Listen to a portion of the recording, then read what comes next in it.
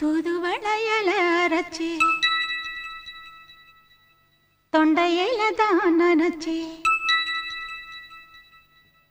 மாமி கிட்ட பேச போற மணிக்கணக்கா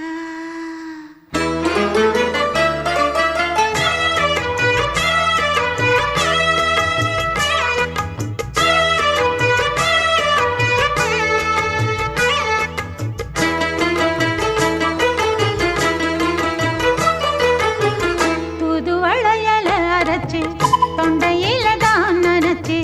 மாமன் கிட்ட பேச போற மணிக்கணக்கா தூண்டாமணி விளக்க தூண்டி விட்டு எரிய வச்சு உன் முகத்தை பார்க்க போற